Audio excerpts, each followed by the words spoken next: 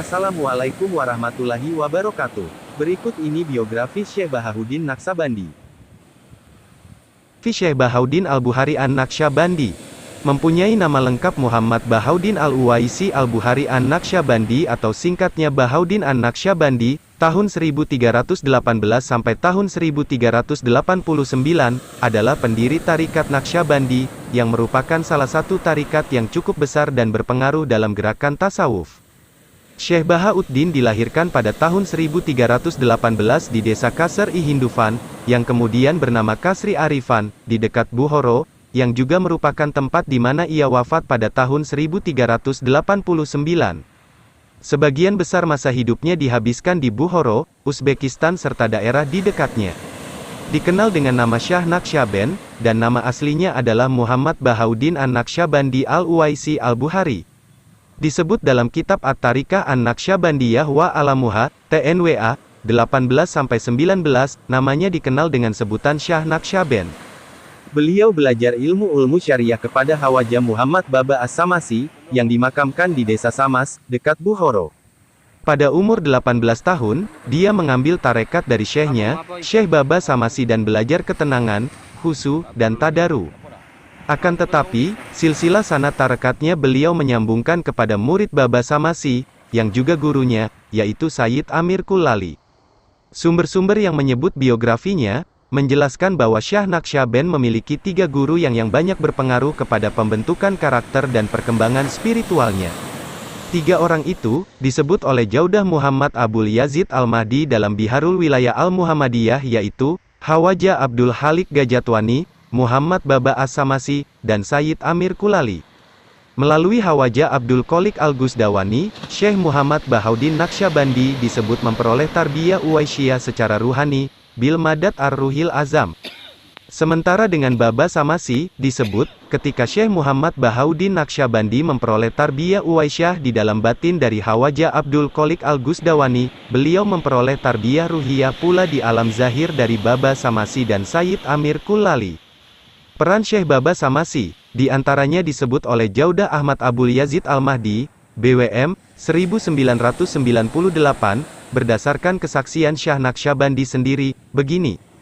Kakekku mengirimku, dan umurku kira-kira 18 tahun, ke Samas untuk berkhidmat kepada Al-Arif, Al-Kabir, Mursyid As-Syahir, Syekh Baba Samasi, dengan memohon doa kepadanya untukku.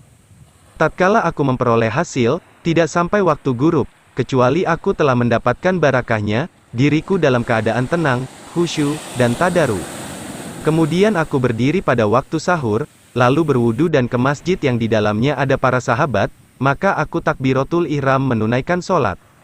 Tatkala aku sujud, aku berdoa kepada Allah dan aku merendahkan diri dengan banyak, maka lewatlah melalui lisanku, pujian atas doaku, ya Tuhanku, kuatkan aku dalam membawa ahwal untuk menanggung bala dan minhahnya mahabah.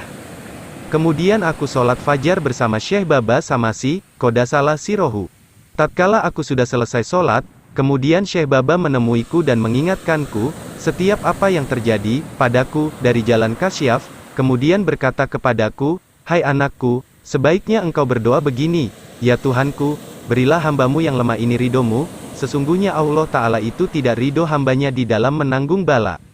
Apabila kekasihnya diuji berdasarkan tuntunan hikmah, dia diberi kekuatan untuk membawa bala, dan memunculkan hikmah. Maka tidak patut seorang hamba untuk memilih memperoleh bala, karena sesungguhnya hal itu menghilangkan makam adab.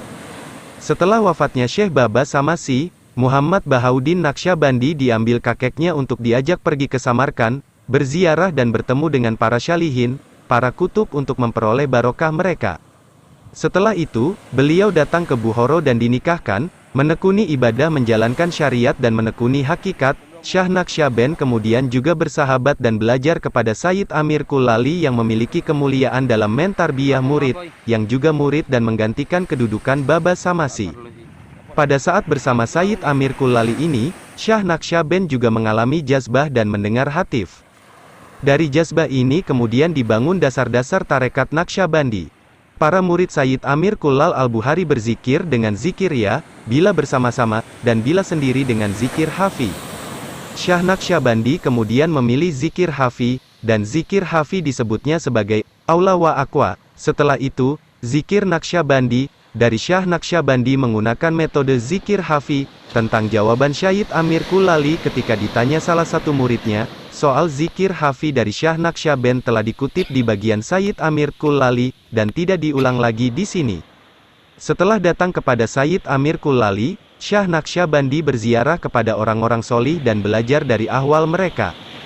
Dan, setelah berhaji 3 kali, Syah Naqsyaband berdiam di Merwa, kemudian Bukhara, dan kembali ke daerahnya di Kasrul Arifan dan mendidik para murid.